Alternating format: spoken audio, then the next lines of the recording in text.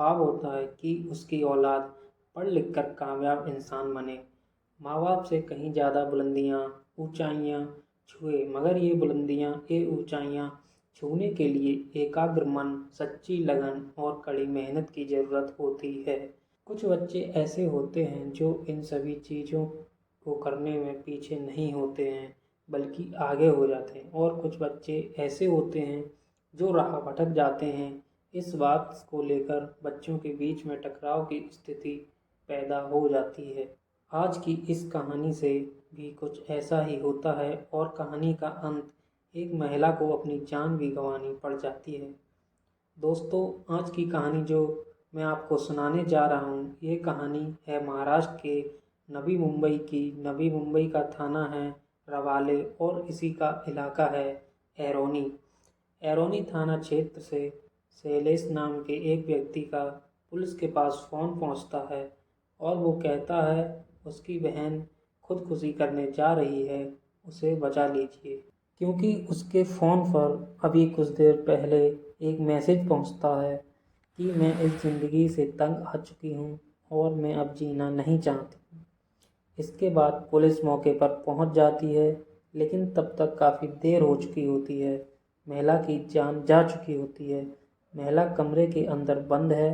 Police किसी तरह से उस दरवाजे को खोलती है और सबको कब्जे में लेकर पोस्टमार्टम के लिए भेज देती है।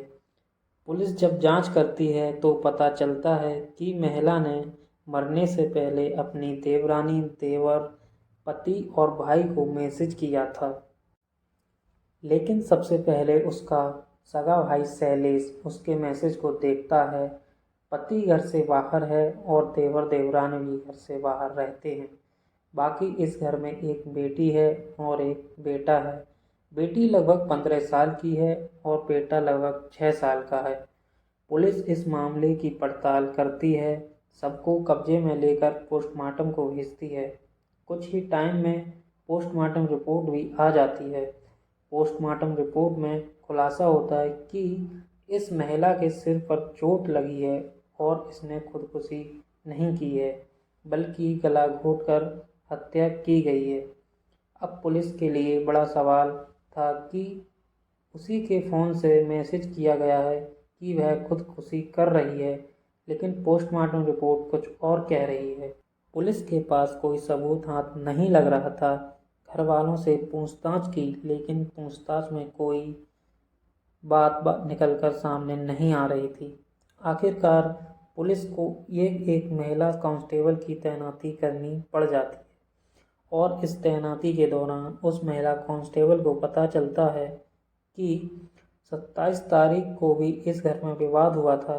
जो 15 साल की लड़की है, पढ़ने को लेकर इसके पिता ने इसको डांट दिया था।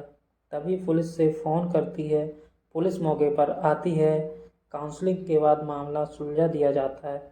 हालांकि पुलिस ने इस एंगल से जांच करने की कोशिश की, लेकिन पुलिस को कोई ठोस सबूत नहीं मिल रहा था, जिसकी वजह से वह किसी पर शक करती या किसी से पूछताछ करती। आखिरकार उस महिला कांस्टेबल को 1-2 नहीं बल्कि 7-8 दिन ये जानने में लग गए थे कि आखिर माजरा क्या था। बात 30 जुलाई लगभग दोपहर 2:30 बजे के आसपास की है। माँ बेटी में एक बार फिर लड़ाई को लेकर कहासुनी हो जाती है। माँ कहती है, या तुम पढ़ाई नहीं करोगी तो नीट क्वालिफाई कैसे करोगी, कैसे आप मेडिकल में प्रवेश लेंगे और कैसे आप MBBS कर लोगी। मगर बेटी अपने मोबाइल से गेम खेलने में व्यस्त थी। इसी बात को लेकर धक्का मुक्की की नौबत आ जाती है और जब बेटी ने धक्का मारा तो माँ फर्श पर गिर जाती है। उसके सिर पर चोट आती है। माँ इससे पहले कुछ कर पाती या उठ पाती, उससे पहले बेटी ने उसके गले में कराटे की जो बेल्ट होती है उसके गले में डालकर उसका फंदा लगा दिया और माँ को मार दिया, यानी उसकी हत्या कर दी। इसके बाद वह मामा, चाचा, चाची, पिता को मैसेज करती है कि मैं इस ज़िंदगी से अब तंग आ चुकी हूँ, अब मैं जीना नहीं चाहती हूँ। शुरुआत में ये मामला आत्महत्या का प्रतीत हो रहा था, लेकिन इस महिला कांस्टेबल ने जैसे ही उस लड़की ने राज खोले हैं, पूरी कहानी सच सामने आती है। उसके बाद पुलिस उसकी पूछताछ करती है तो वह एक एक करके सारी बातें बता देती है।